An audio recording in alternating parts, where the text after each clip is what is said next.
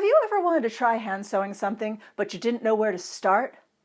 In this series, we'll show you what needle to use, what stitches are best for what, how to use a thimble, everything you need to know to hand sew.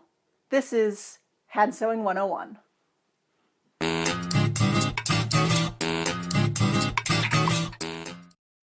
I've been working with shears lately because I'm working on a camas made out of silk gauze. And I wanted to show you some of the techniques, sewing techniques, hand sewing techniques that are particular to shears.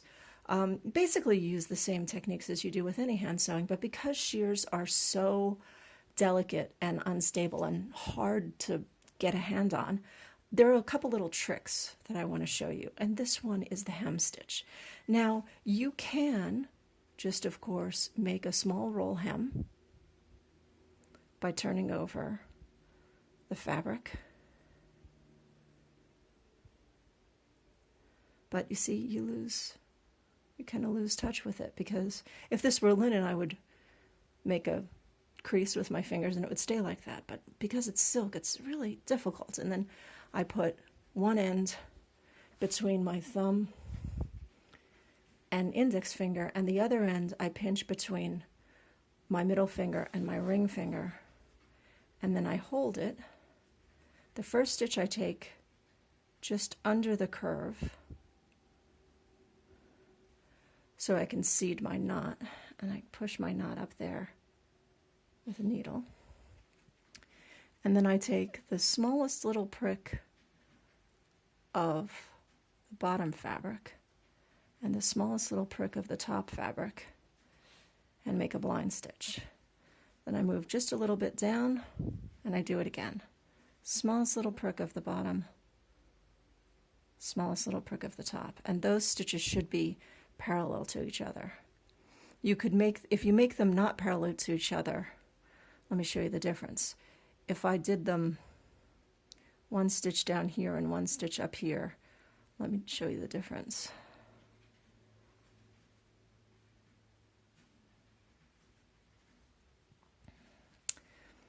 You see, when I'm doing it properly, you get a nice little dot, even though this is, I don't know if that's going to focus.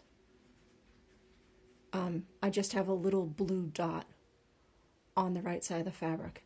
But when I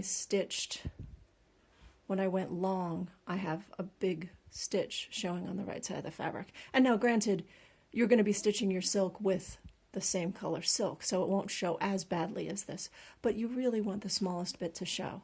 So again, go back here and roll your hem over, turn over the amount you want, and then turn it over a second time, pulling on each end so that it stays taut. Good thing about this silk gauze, it's a very stable fabric. It's silk, so it's strong, so you can pull it without distorting it. So I go in, smallest little prick, just a thread or two of the under fabric, thread or two of the over fabric right next to it, and pull through, thread or two of the under fabric and thread or two of the over fabric. And this, it's exhausting. It's honest to God, by the end of it, my hands will shake and I have to take breaks because it's very stressful and your eyes hurt from trying to see those little threads and everything. The tension that you have to put on these two fingers and these two fingers to hold that tight like a drum, see how tight it is very stressful. And it ends up hurting my hand after a while, so I have to stop. But let me show you a little trick that someone showed me. See that end? And if I just roll it lightly, it's hard to roll. But if I do this,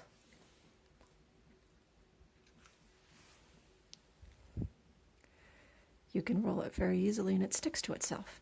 Yes, I just put the fabric in my mouth. I literally stuck the fabric in my mouth and made a roll hem. Now don't get grossed out. You people are the ones who were talking about, it's not really yours unless you bleed on it. So don't get on my nerves if I'm gonna lick my fabric. I can lick my fabric, it's mine. I'm a sweating the thing.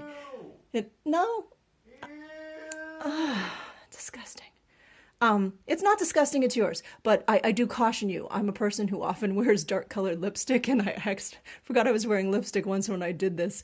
You know, beautiful, beautiful white linen, and I stuck it in my dirty, dirty, dark lipstick mouth and got big, burgundy lipstick stains all over it. And lipstick is greasy and really, really hard to get out, especially out of something that white. So if you lick it and then roll it, you can get a teeny tiny, tiny little hem. And that'll work for silk, linen, cotton, anything fine. Just put it in your mouth, give it a lick. Or if you really want to be fastidious about it, you could get a spray bottle and spritz it with some water.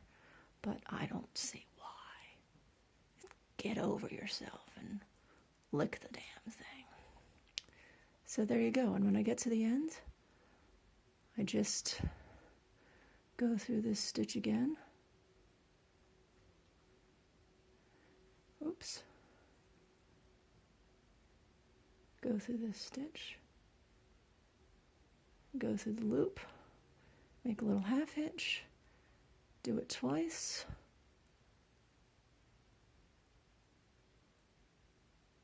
And I'm done. Ta-da!